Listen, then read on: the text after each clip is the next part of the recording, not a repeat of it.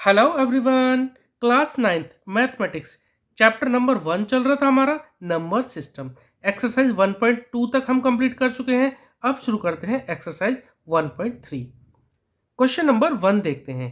Right the following in decimal form and say what kind of decimal expansion each has. ठीक है, तो हमें सबसे पहले डेसिमल फॉर्म में लिखना है, उसके बाद हमें ये बताना है कि इसका डेसिमल एक्सपेंशन किस तरह का होगा। तो देखिए, मैं आपको बता दूं कि डेसिमल एक्सपेंशन हमारे 3 तरह के होते हैं। पहला क्या, अगर हम किन्हीं दो नंबर को डिवाइड करते हैं तो उनका रिमाइंडर आ जाता है 0। अगर रिमाइंडर 0 आ जाता है तब हम उसको बोलते हैं क्या, टर्मिनेटिंग डेसिमल। ठीक है।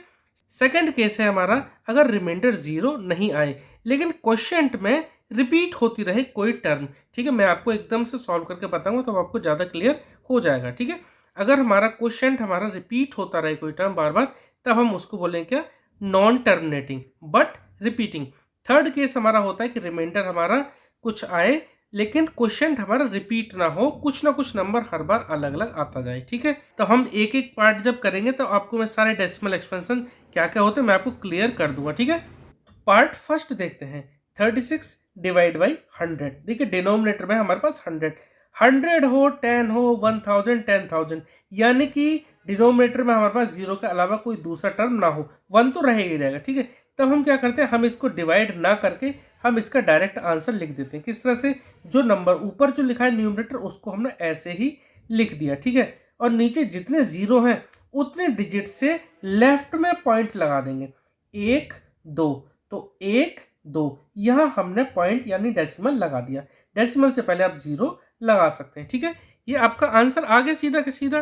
ठीक है, डिवाइड आप करेंगे तो ऐसे ही आंसर आएगा और रिमाइंडर आ जाएगा 0। ठीक है, आप इसको डिवाइड करके देख लेना, मैं और जो बाकी के जो पार्ट है उनको डिवाइड करके आपको बता दूंगा, इसमें डिवाइड करने की जरूरत आपको नहीं है। ठीक है, जब इसमें रिमाइंडर 0 आ जाएगा तब हम इस केस को क्या बोलेंगे, इसका जो डेसिमल एक्सपेंशन है वो क्या है, टर्मिनेटिंग।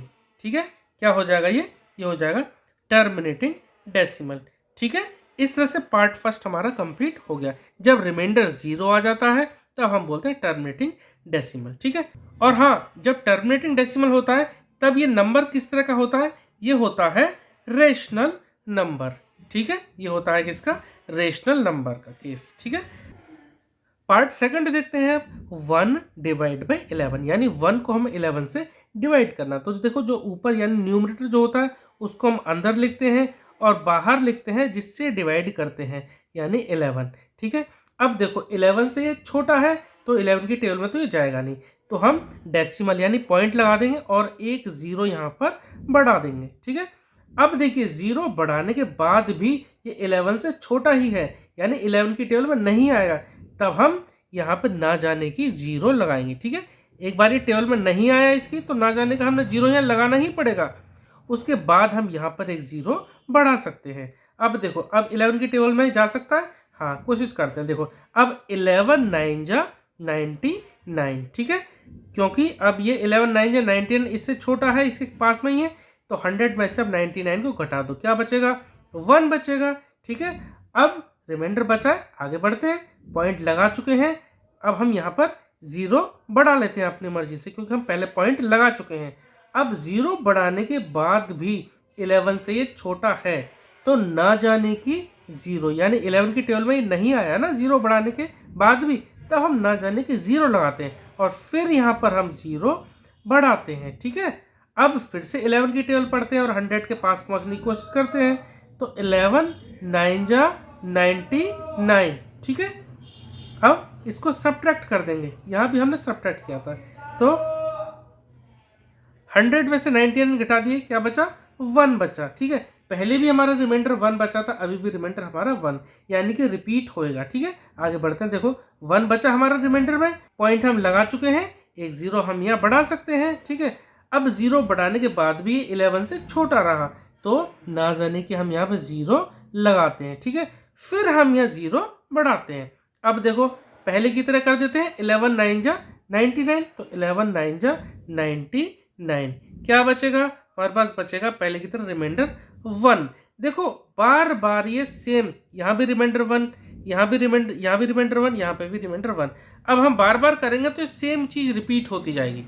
बार बार देखो 0.090909 ये रिपीट हो रहा है, ठीक है। तो ध्यान दीजिए आप, जब रिमाइंडर हमारा सेम आता जाए, ठीक है, रिमाइंडर हमारा खत्म ना हो, आता ये अब तो आता ही जाएगा ना, क्वेश्चन हमारा रिपीट होता जाएगा 0.090909 इस तरह से रिपीट होता जाएगा और रिमाइंडर हमारा बार बार 1 आएगा, ठीक है। तो इस केस में हम क्या लिखेंगे, इसकी जो वैल्यू आई पहले तो मैं आपको वो बता दूंगा, पहले तो मैं आपको वो बता देता हूँ 0.09, ठीक है। और बार बार हमें ये लिखना पड़ेगा, तो बार बार वो ना लिखकर हम इसके ऊपर एक बार लगा देते हैं, ठीक है। और पॉइंट से पहले हम यहाँ 0 लगा सकते हैं, ठीक है। तो 1/11 की वैल्यू कितनी आएगी, 0.09, और इसके ऊपर हमने बार लगा दिया, ठीक है। तो देखिए जब रिमाइंडर हमारा 0 नहीं आता और रिपीट करने लगे तब हम क्या बोलते हैं, तब हम बोलते हैं नॉन टर्मिनेटिंग, ठीक है। जब हमारा रिमाइंडर 0 नहीं आता तब हम क्या बोलते हैं उसको, नॉन टर्मिनेटिंग। लेकिन रिपीट हो रहा है तो हम यहाँ लिख सकते हैं बट रिकरिंग लिख सकते हैं, या फिर बट रिपीटिंग लिख सकते हैं। रिपीटिंग रिकरिंग एक ही बात है, ठीक है। तो नॉन टर्मिनेटिंग बट रिपीटिंग। ध्यान दीजिए ये केस भी हमारा रेशनल नंबर का ही है, ठीक है, ये केस भी हमारा रेशनल नंबर का ही है। तो दो केस होते हैं रेशनल नंबर के, पहला जब टर्मिनेटिंग हो यानी रिमाइंडर 0 आ जाए, दूसरा जब वो नॉन टर्मिनेटिंग हो यानी रिमाइंडर 0 ना आए लेकिन वो रिपीट हो, तब भी हम उसको बोलेंगे क्या, रेशनल नंबर, ठीक है। तो ये दो केस हमारे किसके थे, रेशनल नंबर के थे। पार्ट थर्ड करेंगे अब। पार्ट थर्ड में दे रखा है 4 1/8। तो पहले ये जो मिक्स्ड फ्रैक्शन में दे रखा है पहले हम इसे सिंपल फ्रैक्शन में लिख लेते हैं। तो देखो ये क्या हो जाएगा, 8 4 32 और 32 + 1 33, ठीक है। और अपॉन में कितना लिखेंगे, जो ये नीचे दे रखा है यानी 8, ठीक है। क्या करेंगे, पहले ये जो मिक्स्ड फॉर्म में दे रखा है तो 8 और इसको, इन दोनों को मल्टीप्लाई करते हैं और ऊपर वाले को प्लस करते हैं। 8 4 32, 32 और 1 33, और अपॉन में जो ये लिखा है, ठीक है, ये लिख दिया। अब 33 को हमें 8 से डिवाइड करना है। देखते हैं 33 को 8 से डिवाइड करने पे कितना आएगा। देखो 33 हमने लिखा ऊपर, और जो नीचे डिनोमिनेटर 8 इसको हमने लिखा इधर, ठीक है। अब 8 की टेबल में 33 कितनी बार आएगा, 8 4 32 होता है, ठीक है। रिमाइंडर कितना बचा, 1। अब पॉइंट लगाते हैं और 0 बढ़ा लेते हैं। 8 1 8, 8 1 8, बचेगा कितना, डिनोमिनेटर बचा 2, ठीक है।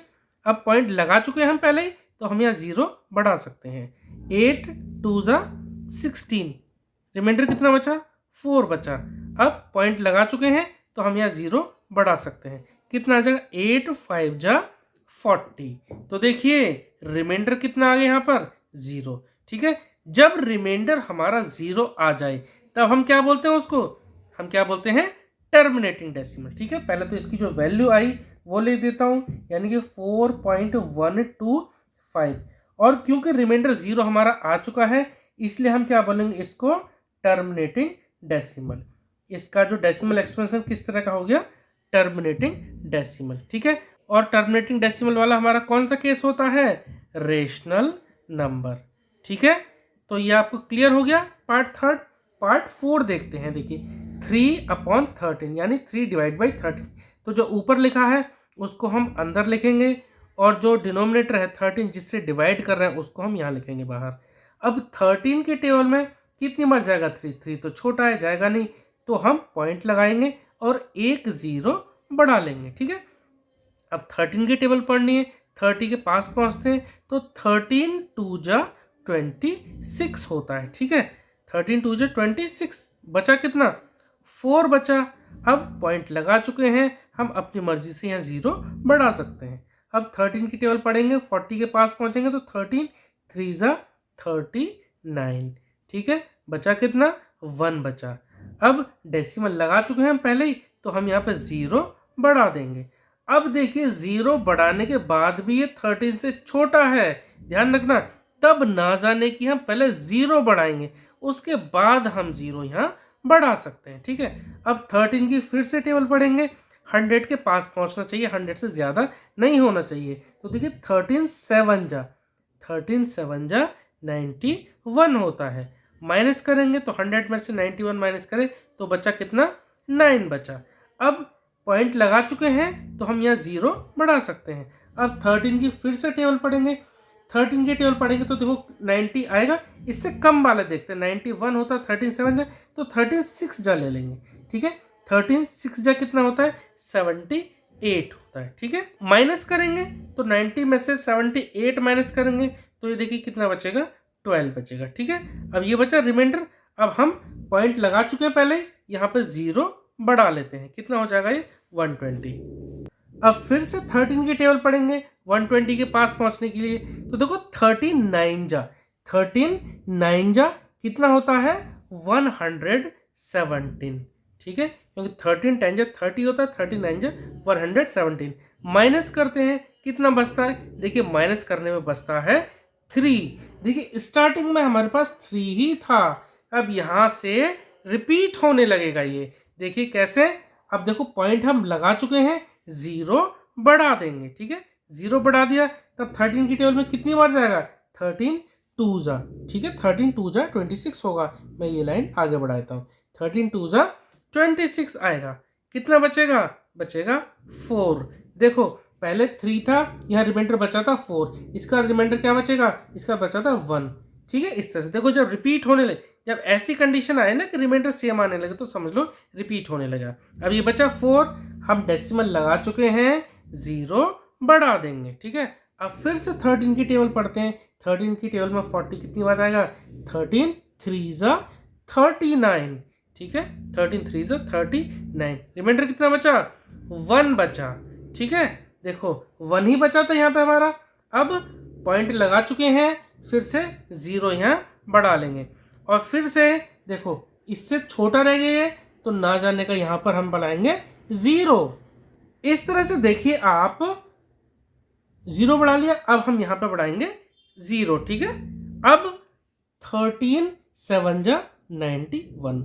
अच्छा, आगे बढ़ने से पहले जब आपको यहाँ से लगे कि रिपीट हो रहा है, देखो पॉइंट का 23076 2307, इसका मतलब आगे भी रिपीट होगा। तो देखो 2 से लेकर 230769, 2 से लेकर 9 तक रिपीट होगा। ठीक है, आप आगे ना करें, इसको आप इतना ही रहने दो और इसके आगे हम बार लगा देंगे। तो देखो 3/13 की वैल्यू जो कितनी आ गई, 0 पॉइंट हम लगाए थे, पॉइंट से पहले हम 0 लगा सकते हैं, तो 0.230769, 9 के बाद देखिए ये फिर से 2 आ गया और फिर 3 आ गया, यानी रिपीट हो रहा है, तो इसी के ऊपर हम बार लगा देंगे। ठीक है, तो देखिए यहां पर ये रिपीट हो रहा है और रिमाइंडर भी 0 नहीं आ रहा है, तो हम क्या लिखेंगे, तो हम इसको लिखेंगे नॉन टर्मिनेटिंग।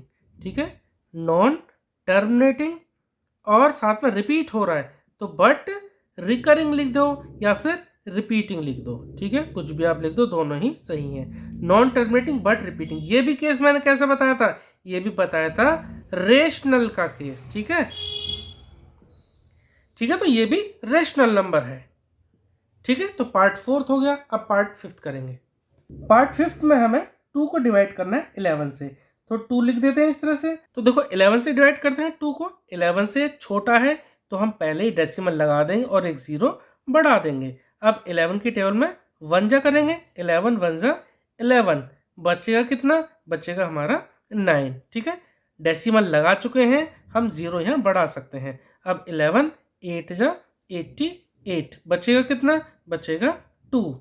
अब 2 बचा, डेसिमल लगा चुके हैं, हम 0 यहाँ बढ़ा सकते हैं। 11 1 जा 11, बचेगा कितना 9।